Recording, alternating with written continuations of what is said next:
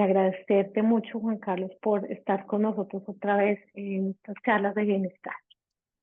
No, gracias a ti, Sofía, con un gusto enorme participo acá en tu programa. Y bueno, a la pregunta que tú me haces de qué es la alquimia, se puede responder de dos maneras, ¿no? Una exotérica, usando la palabra con X, exotérico, y otra esotérica con S, ¿no? Hay dos respuestas distintas. Y para eso me gustaría aclarar que lo exotérico es lo que se dice, o es lo que se suele decir de las doctrinas que los antiguos filósofos le manifestaban al público en general. Una doctrina es exotérica cuando se dice abiertamente a todo el público y se enuncia sin ningún tipo de cortapisa, sin ningún tipo de restricción. Pero también existía dentro de la filosofía antigua lo esotérico. Es un concepto que usaba la filosofía antigua y se dice que una doctrina era esotérica cuando no era comunicada a todo el mundo, sino solamente a un pequeño número de discípulos. Y era una doctrina que se transmitía oralmente a los iniciados, digámoslo así. O sea, lo esotérico no quiere decir mágico, ni quiere decir que tenga que ver con la adivinación o que tenga que ver con cosas paranormales, ni nada de eso, sino más bien es una doctrina que está reservada para un pequeño grupo que los maestros antiguos, el caso de Pitágoras, caso de Platón.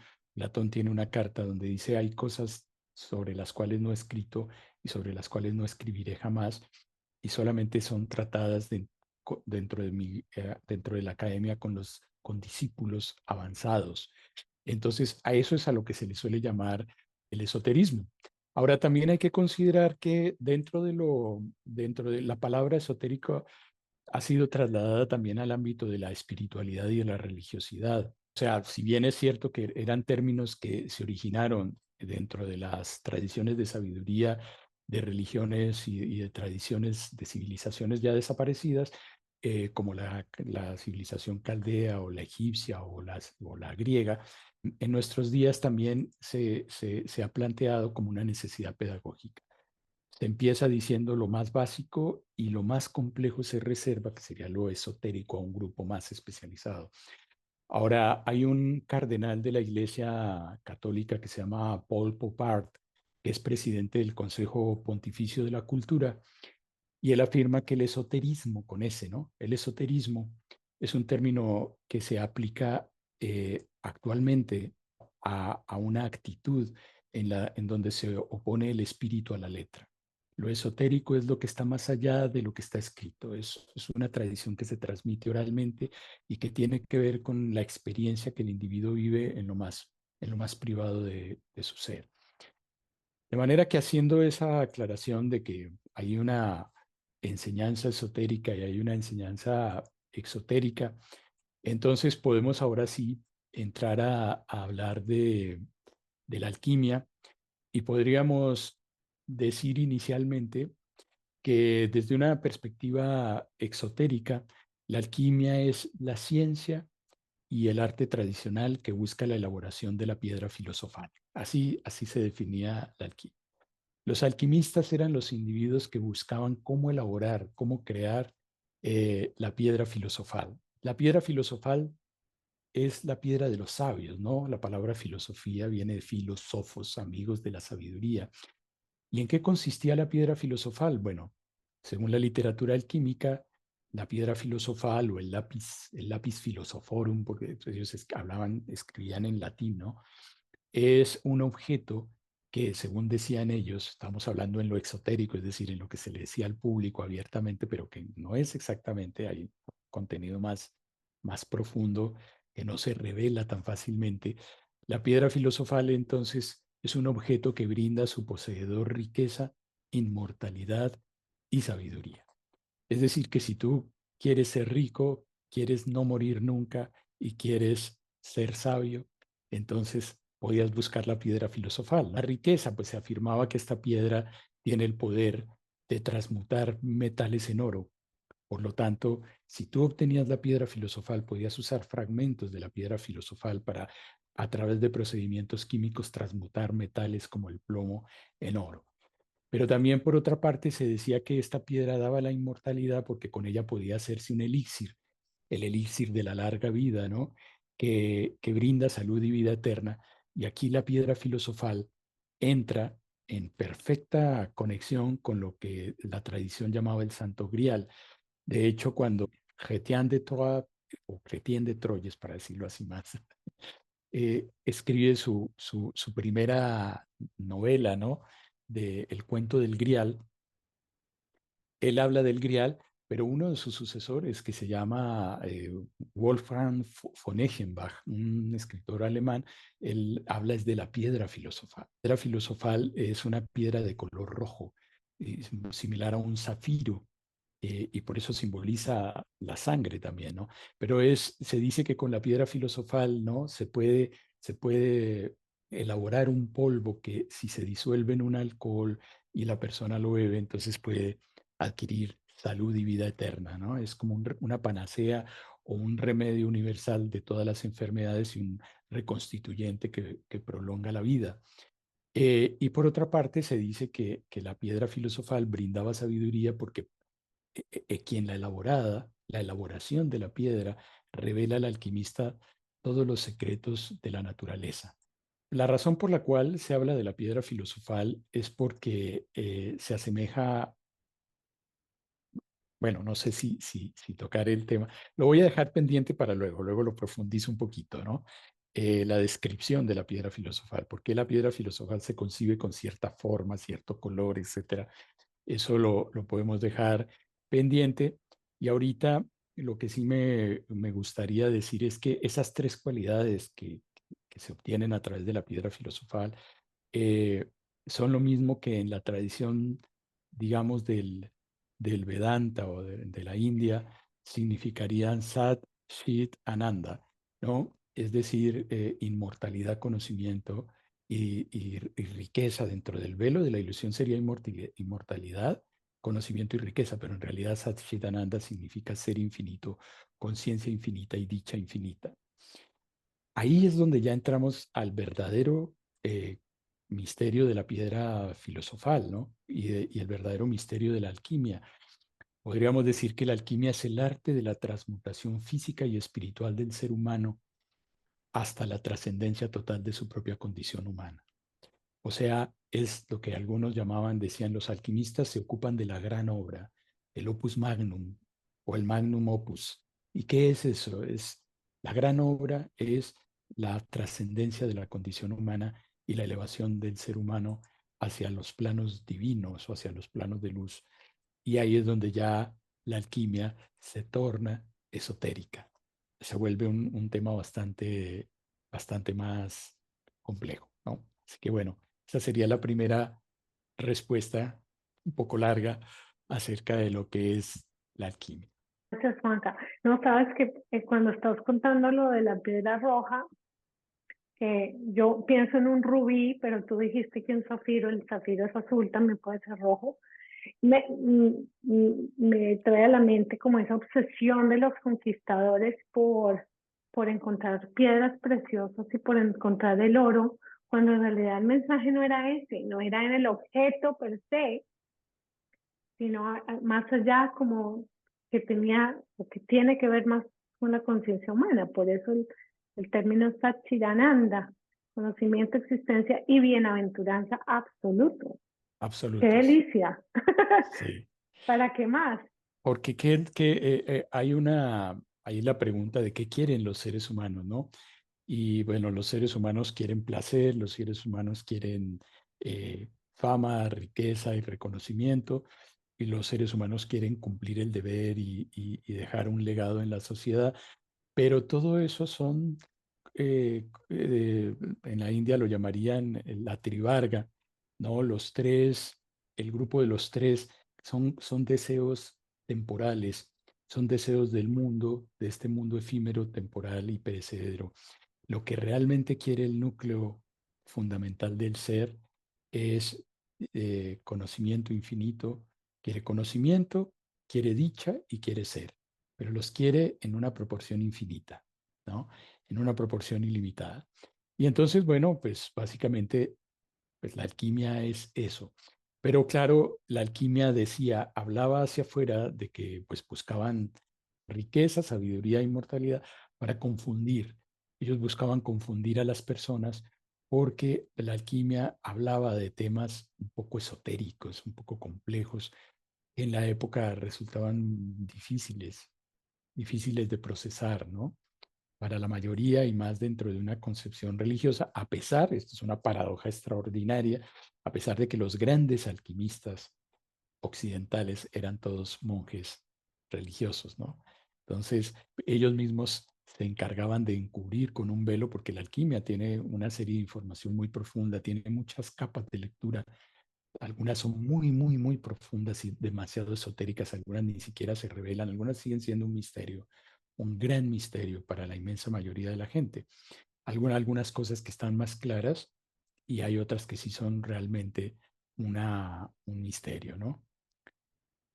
Y claro, la alquimia usa todo el lenguaje de la química, todo el lenguaje de la química, de la misma manera en que la masonería usa el lenguaje de la cantería y la construcción, usa ese lenguaje para enmascarar con ese lenguaje todo un trabajo de transformación espiritual. Y ese lenguaje de la química lo usa muy bien porque todos los experimentos que los alquimistas describen, que los químicos o los alquimistas, supuestamente alquimistas que compraban hornos y tenían crisoles y tenían sus matras y todo eso, todos esos experimentos que ellos realizaban salían así como los alquimistas decían, ¿no?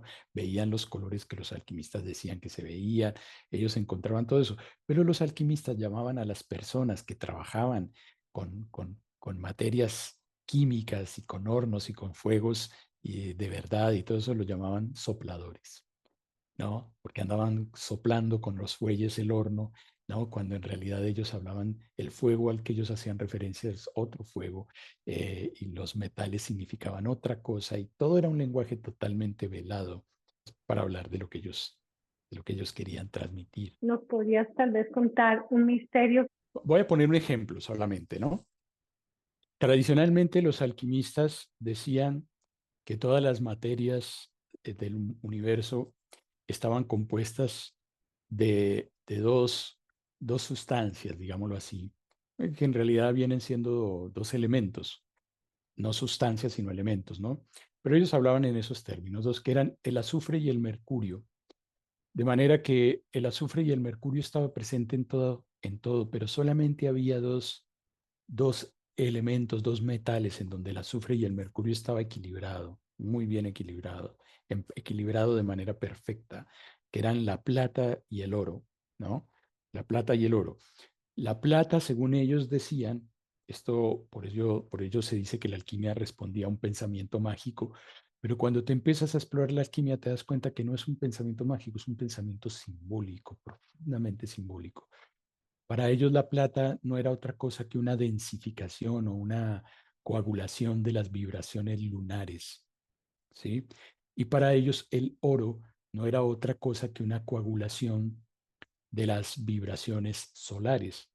Entonces, hay una diferencia muy clara. Para ellos el sol es masculino, la luna es femenina, la luna es dual, la luna es luna llena, radiante, plateada, y luna nueva, que es oscura, desaparece completamente. Y eso es una propiedad que tiene la plata. Si tú observas la plata se ennegrece, se va ennegreciendo y la única manera de volverle a sacar brillo y volverla a poner reluciente, plateada, es a través del ejercicio de la voluntad del que tiene la joya, que la tiene que brillar, la tiene que sacar brillo. Por lo tanto, el mundo lunar o el mundo sublunar, como lo llamó Aristóteles, es el mundo en que vivimos. Es un mundo donde permanentemente tienes que hacerle mantenimiento a todo. Y cuando se habla de alquimia, se habla de hacerle mantenimiento a tu mente. Una persona no puede decir, ya, mira, ya alcancé la humildad, ya me volví humilde, mira, ya terminé. No, no, acabas de vivir una experiencia donde pudiste ser humilde, pero si tú no le sigues sacando brillo, en cualquier momento eso se ennegrece. Es como si alguien dijera, ya me corté el cabello, ya, qué bueno, te lo vas a tener que volver a cortar. O del césped, lo vas a tener que volver a... Oye, pero ya barrí la casa, la vas a tener que volver a barrer. Esa es la condición de la plata y del mundo de la luna. Es dual, porque este mundo material, espacio-temporal en que vivimos, tiene la característica de ser cambiante, efímero, mudable, corruptible y perecedero. Esa es la condición del mundo lunar. Pero el oro, en cambio, como es un reflejo del sol, el oro permanece constante. Es un disco dorado que permanece, sube y baja y aumenta la duración del día y de la noche, sí es cierto, pero permanece constante y el oro como tal, no se deteriora. El sol y el oro representa para los alquimistas el espíritu, mientras que la plata representa la psique purificada, la psique transmutada a través de la virtud en una psique que ha recuperado la pureza, ¿no? Y ha conquistado la sabiduría suficiente para que la luz del sol se pueda posar en ella, es decir, la luz en los secretos de la sabiduría se puedan posar en esa mente ya completamente, digamos, purificada, ¿no? Entonces todo el trabajo es ese. Ahora, eso yo decía que la plata y el oro son dos elementos eh, que tienen el azufre y el mercurio equilibrados. Pero ¿qué es el azufre? El azufre es un mineral que cuando tú lo observas tiene un color, adquiere la forma de cristales, cristales amarillos, cristalinos, que reflejan mucho al sol y aparte o sea, expresan una imagen medio solar y son combustibles. Tú lo quemas, es combustible, mientras que el mercurio es plateado y es un líquido. Por lo tanto, no solamente habla de algo que es plateado, sino que además es acuático, mientras que el azufre tiene una naturaleza ígnea. Entonces ahí tenemos un componente ígneo y un componente acuático. Lo ígneo es solar, lo acuático siempre es lunar porque el agua es solidaria de la luna. El agua está regida por las mareas, pero sobre todo, si la luna es dual, el agua también es dual. Tú miras la superficie del agua y es la superficie de la psique, donde se reflejan los rayos del sol y es brillante. Pero si tú bajas debajo del agua y vas profundizando, vas entrando al subconsciente, vas entrando al inconsciente, donde la luz va disminuyendo poco a poco hasta que quedas completamente inmersa en la oscuridad de las profundidades de la psique. Entonces, tanto el agua como la luna tienen que ver con la psique, pero el azufre tiene que ver con el espíritu. Pero hay que plantearlo de otra manera. Esto me gustaría señalar porque tú me preguntabas, hablemos de un misterio alquímico, pongamos un ejemplo. Bueno, en realidad el azufre, lo que simboliza el azufre es la voluntad del yo. El azufre es el impulso que tiene todo individuo hacia la realización de sus potencialidades intrínsecas, para decirlo en términos de Rogers, de Carl Rogers, que no es un alquimista, es un psicólogo humanista, pero lo decía así, el azufre es el impulso que tiene todo ser humano para hacer un proyecto personal de vida, para desplegar sus potenciales y hacer lo que él quiere hacer, ejercitar su libertad y hacer lo que quiere. Los alquimistas decían que el azufre es una luz que irradia desde el centro del ser hacia afuera, hacia los confines del universo. Por lo tanto, es un fuego que arde de adentro hacia afuera y por lo tanto es el deseo de autoafirmación que tiene la persona, de decir, esto soy yo, esto es lo que pienso, esto es lo que quiero hacer, este es mi proyecto. Sin embargo, el mercurio es un fuego, ¿sí? Una luz que brilla desde los confines del universo, irradia desde los confines del universo y viaja en sentido totalmente contrario, va desde afuera hacia adentro de mi ser. ¿Y cómo se puede entender esa luz? Esa luz es mi entorno, esa luz son las leyes universales. ¿Y qué es lo que necesito yo hacer con ese azufre y ese mercurio? Que tu voluntad no esté reñida con las leyes universales. Por eso el Cristo decía, yo no vine a abrogar la ley, sino a cumplirla. Y tú puedes hacer, desplegar lo que quieras, pero sin dañar a nadie, sin robarle a nadie, sin destruir nada, sin dañar nada y sin violar las leyes. Es decir, tú no puedes, yo quiero ahorita mismo irme a tal lugar, sí, pero Esa es tu voluntad, pero para irte a ese lugar, tú tienes que subirte probablemente a un avión, o imaginemos que está más cerca, te vas a subir a un automóvil, ese automóvil pesa 2 toneladas, vas a tener que moverte a través de una carretera, tienes que ponerle combustible y tienes que manejar con precaución, porque un vehículo de 2 toneladas avanzando a más de 100 kilómetros por hora es un riesgo enorme. Cualquier equivocación y tus componentes se desestructuran y pierdes la vida. Quiere decir que tu voluntad tiene todo el tiempo que estar siendo modelada por la estructura externa, por el mercurio. Y cuando tu azufre deja de estar en una con con el mercurio y tú logras una integración perfecta porque logras armonizar perfectamente tu voluntad con las leyes sociales, las leyes culturales, las leyes y las leyes cósmicas y las leyes universales, en ese momento tú alcanzas un equilibrio perfecto y ese equilibrio se llama la sal de los filósofos. Y la sal es un cristal blanco, ¿no? Con una forma hexaédrica, es decir, tiene formas cúbicas. Y esa sal es la materia prima de la piedra filosofal. Con esas sales que tú vas a poder realizar la piedra filosofal. Ahora, pero ya la piedra filosofal no es blanca como la sal, la piedra filosofal es roja. ¿Por qué la piedra filosofal es roja? Porque la piedra filosofal, las descripciones que se hacían en la piedra filosofal, a que se hablaba de un rubí, en realidad es el cinabrio. El cinabrio es un componente que está hecho de mezclar azufre y mercurio. Entonces tú mezclas azufre y mercurio, más o menos 85% de azufre, 15% de mercurio, y obtienes cinabrio y el cinabrio tiene una forma cristalina roja, ¿sí? Es un cristal romboédrico, tiene una forma muy particular y ese es el cinabrio. Y por eso, por ejemplo, en la alquimia china, el elixir de la larga vida la llaman a ellos lo llaman el cinabrio, ¿sí? Ese es el elixir de la larga vida, es el cinabrio. Y el cinabrio es el equilibrio entre el azufre y el mercurio. Ahora, una última explicación, si me permite, Sofi, para complementar y acabar de expresar esto. Cualquier persona que haya estado en contacto cercano con el azufre se percatará que el azufre huele a huevos podridos, el azufre tiene mal olor. El azufre es una exhalación de las zonas volcánicas, porque el azufre representa un fuego que está sepultado, ¿no? Debajo de los escombros de la corteza terrestre. Por lo tanto, el azufre para los alquimistas es un fuego como el sol, pero es un fuego caído. Es un fuego caído. ¿Por qué? Porque el azufre representa el espíritu divino, ¿sí? Que cayó, que descendió para encarnarse dentro de cada ser humano. Esto dentro de la tradición, dentro de las tradiciones místicas,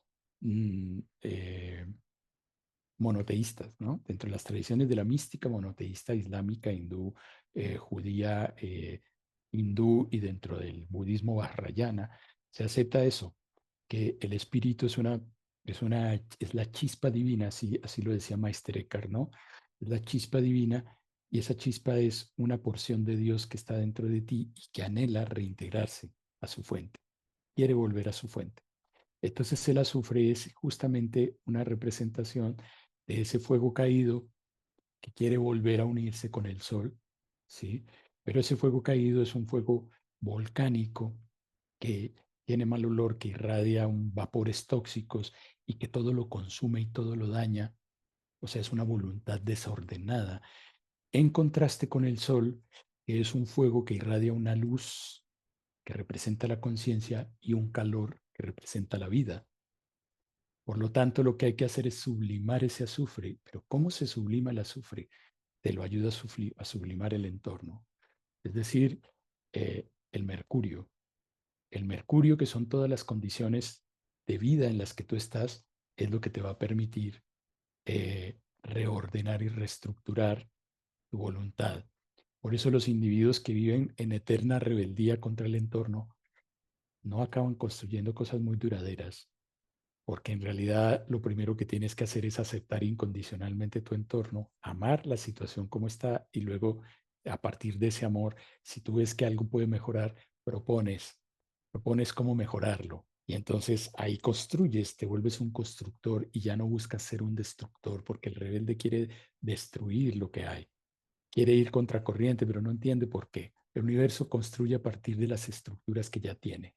La evolución se hace así. Con los átomos se hicieron moléculas. Uniendo moléculas se hicieron macromoléculas.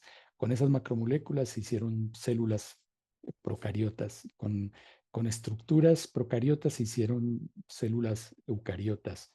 Y así sucesivamente. Y luego uniendo esas estructuras se hicieron tejidos y órganos y así. Entonces el universo construye usando lo que ya hay, no destruye. El universo nunca vuelve a cero para volver a empezar. Entonces, el azufre de la persona se equilibra con el mercurio y para eso el individuo necesita reconciliarse con la vida, con el entorno social, el entorno universal, es decir, con el entorno natural y el entorno sociocultural, ¿no? Bueno, ahí di una breve explicación, por ejemplo, de lo que es eh, tres grandes componentes de que hablaban ellos, que son el azufre, el mercurio y la sal. Siento como si la piedra filosofal es algo que se construye, po- o por lo menos como que esa es la invitación, pero en realidad es algo que se descubre en uno mismo, en el Sí, sentido más como profético, equ- poético. equilibrando. La alquimia parte de un principio del simbolismo antiguo que para muchos es un principio esotérico, ¿no? Y es la ley del ternario.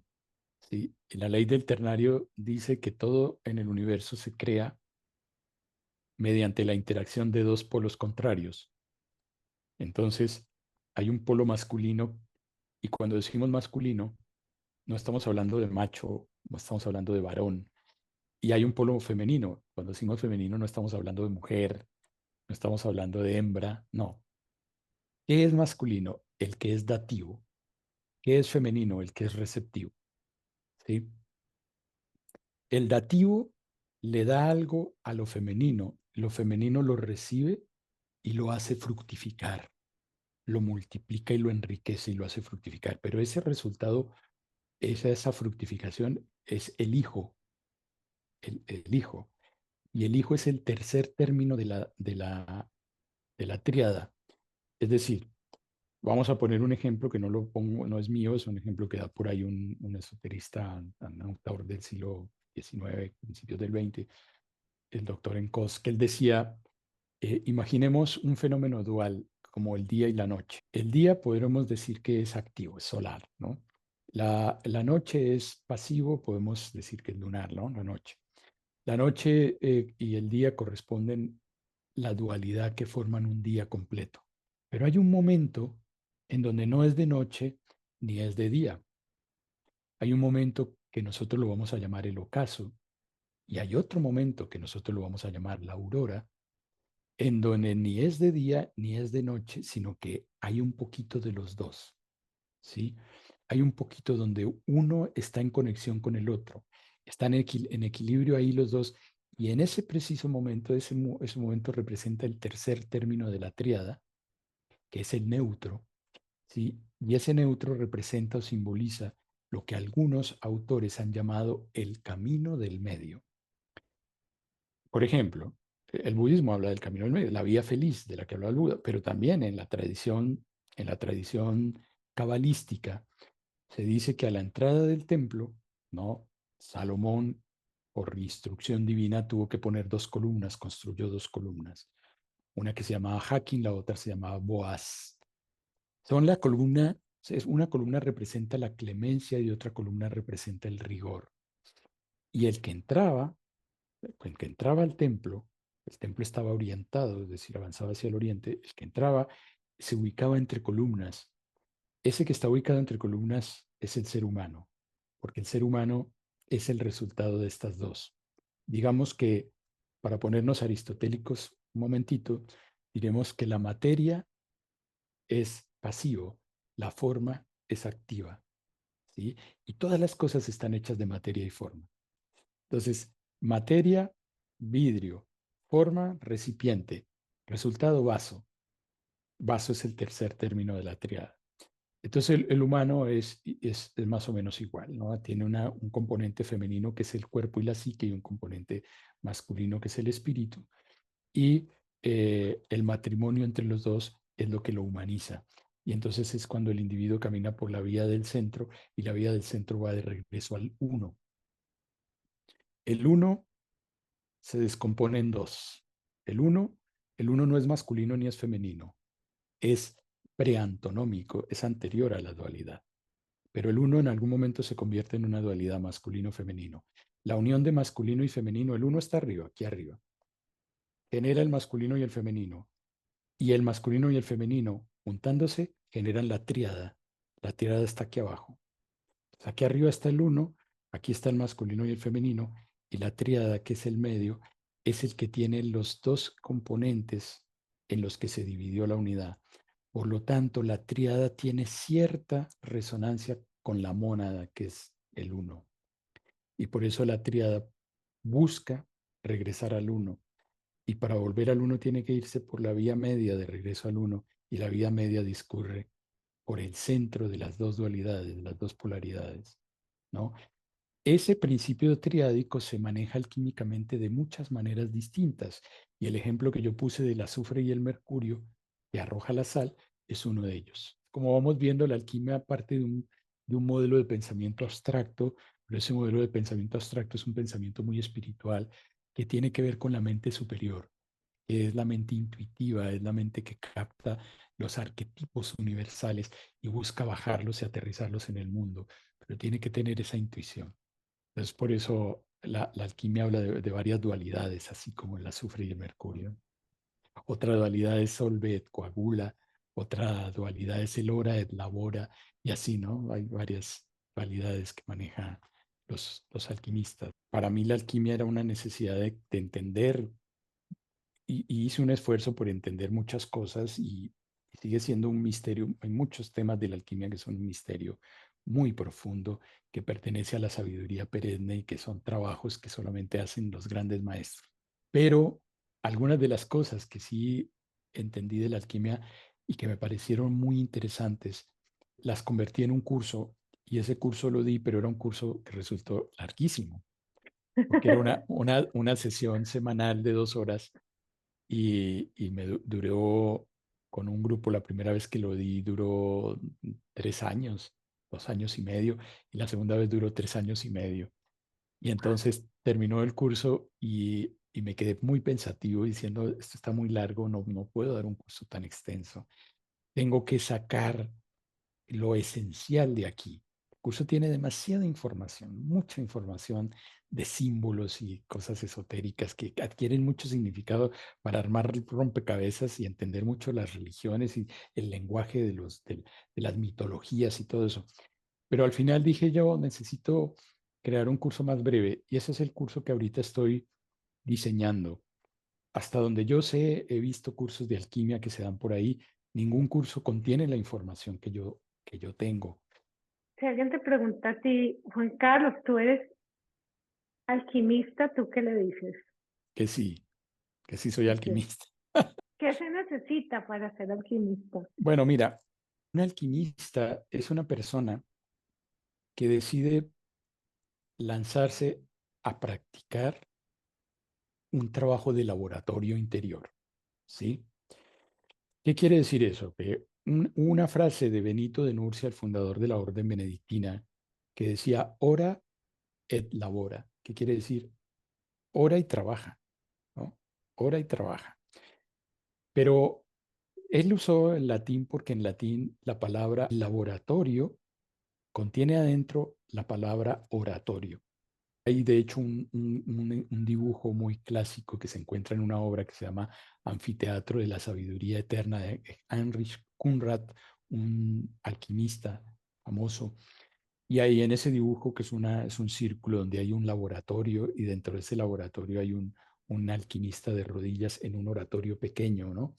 Y es un dibujo muy simbólico, ahí ese dibujo se presta para hacer muchos análisis, ¿no? En el medio, entre el oratorio y el laboratorio, ahí en el medio hay una mesa llena de instrumentos musicales, eso tiene todo un simbolismo. Y entonces, ¿qué sería el alquimista? El alquimista es la persona que ha asumido la espiritualidad, no solamente de una manera contemplativa y meditativa, no solamente de esa manera, sino alquimista es la persona que asumió la tarea consciente de aplicar su voluntad para transformarse a sí mismo en un ser humano más consciente. Y ese ser humano más consciente, ¿qué quiere decir? No es solamente una persona que se da cuenta de más cosas, porque a veces la conciencia ha sido definida como la capacidad de percatarse, de darme cuenta de las cosas. Ese es el área pasiva de la conciencia, ese es el área receptiva, acuática de la conciencia. Me percato, me doy cuenta, sentí, me di cuenta de, sí, pero si tú eso no lo acompañas con una transformación, porque si yo ya me di cuenta que cuando yo actúo de una determinada manera, perjudico a otros, pero ni modos, así soy yo, ahí ya no eres un alquimista. Si tú dices, ya me di cuenta que perjudico, pero yo quiero ser un mejor ser humano, yo quiero trascenderme a mí mismo, quiero vencer mis propios defectos para transformarlos en virtudes, ya eres un alquimista. Si una persona dice, no, pero yo trabajo por transformarme porque yo quiero ser una persona exitosa, yo quiero triunfar y que los obstáculos, no, porque ahí probablemente tú te estás preparando para ser un guerrero, para pelear, pelear contra el mundo y al final vencer al mundo. No, el alquimista es el individuo que lleva a cabo una guerra santa para vencerse a sí mismo, porque se da cuenta que los verdaderos enemigos no están afuera, sino que están adentro, porque los verdaderos enemigos, los causantes de tu propia infelicidad, en realidad son tus defectos. Los defectos son los que te hacen sufrir. Esa es la razón por la cual dos personas o varias personas ante situaciones idénticas, no todas se afectan de la misma manera. Porque ¿qué te afecta de la situación? Tu propio defecto. Todos podemos estar en desacuerdo frente a un suceso, pero si tú ante ese desacuerdo te llenas de indignación, de rabia, odio, y te vuelves, ahí tienes un defecto, tienes una debilidad, te falta fortaleza, te falta templanza, a lo mejor te falta comprender al otro, entonces te falta amor y a lo mejor te falta equilibrar con justicia, te faltan muchas cosas y entonces tu azufre está peleado con el mercurio, para ponerlo en términos alquímicos como los que hablábamos hace un momento.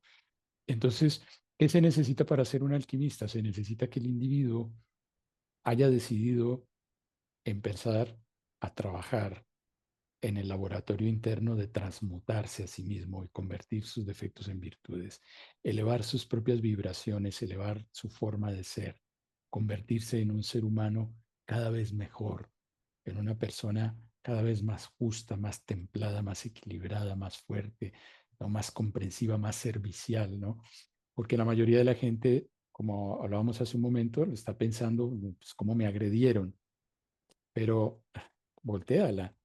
¿Cómo hago para yo no agredir? Si me sentí agredido en un momento dado, ¿no será que yo hago lo mismo y no me he dado cuenta? ¿No será que yo hago lo mismo, pero soy poco consciente? Entonces, más bien puedo tomar yo conciencia y decir, ¿cómo puedo hacer para yo no hacer eso mismo que me acaban de hacer, que no me gustó? Bueno, ¿cómo lo hago, no? Esa es una manera de volverse un alquimista. ¿Cómo doy una vuelta al enfoque, una vuelta de tuerca para yo dejar de demandar del mundo, dejar de ser víctima y demandar del mundo que el mundo sea mejor conmigo y cómo me convierto yo más bien en un ciudadano mejor, en un individuo más responsable, en un individuo más servicial, en un individuo que aporta, ¿no? Que construye un mundo mejor. Pero yo no puedo construir algo bueno si yo mismo no me he transformado. Yo no puedo crear cosas mientras mi mente sea tóxica. Mientras yo no hago esa lucha de transformar mi pensamiento, mientras yo no hago una lucha por reconciliarme con la vida, es muy difícil que yo le pueda llevar paz al mundo. Porque hay gente que habla de paz y de llevarle la paz al mundo porque están enojados con el mundo. Entonces, en realidad ellos utilizan el discurso de la paz y la reconciliación, pero están peleados, ¿no? Y lo que hacen es que finalmente ellos son conflictivos, son problemáticos. Y es muy difícil trabajar así, hay que trabajar internamente y convertir los demonios que están escondidos allá en el fondo del inconsciente, convertirlos en seres de luz, digámoslo así, transmutarlos, ¿no? Eso sería alquimia. Qué lindo, Juanca. Uf, qué bueno también saber que todos tenemos la capacidad de ser alquimistas, es decir, es un regalo que la vida nos da y es Claro, una posibilidad que tenemos. No es que tengamos que ser eruditos como tú, no, ni, no, y ni académicos, ni tampoco tenemos que saber varios idiomas, ni tenemos que tener esto, lo otro en nuestros casos, o esto, lo otro en nuestra cultura, sino que cada cual puede acceder a esa capacidad maravillosa que tenemos de transformar el plomo en oro. Y está en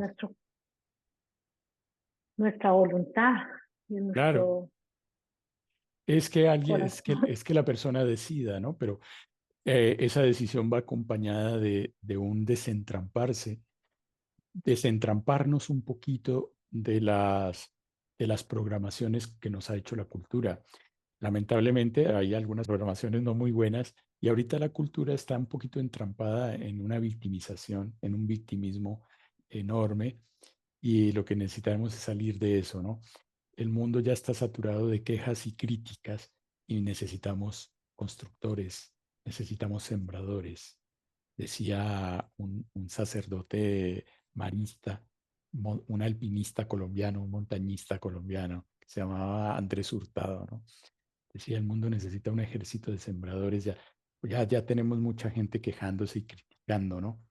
Y en realidad, pues, hay gente que cree que la crítica al mundo mejora el mundo. No, si la crítica mejorara el mundo, no, ya tendríamos que estar viviendo en el paraíso terrestre, por tanta crítica, ¿no? En realidad no funciona tanto, porque no hay que maldecir la oscuridad, sino solamente hay que encender la luz. Y el alquimista es el que decide encender la luz interior, encenderla dentro de él, ¿sí? Y encenderla no una, ni dos, ni tres, sino mil veces, millones de veces si es necesario, porque pensamos que encenderla una vez ya es suficiente. Y eso es la práctica, ¿no? De que tú hablabas al principio. Te cortas Claro, el pelo una vez y dices, ya me lo corté, ya no necesito más, ¿no? Te va a seguir creciendo. claro. Es un ejercicio diario, claro. Hay que hacer amaneceres dentro del alma, ¿no? Constantes amaneceres dentro del alma, ¿sí? Así como todos los días se pone oscuro y descansamos y al otro día abrimos los ojos y renacemos, hay que aprender a renacer internamente muchas veces y darnos permiso de volver a encender la luz en nuestro interior todas las veces que sea necesario, porque vuelve y se oscurece y otra vez hay que, como tú lo dices, lo has dicho claramente, así es.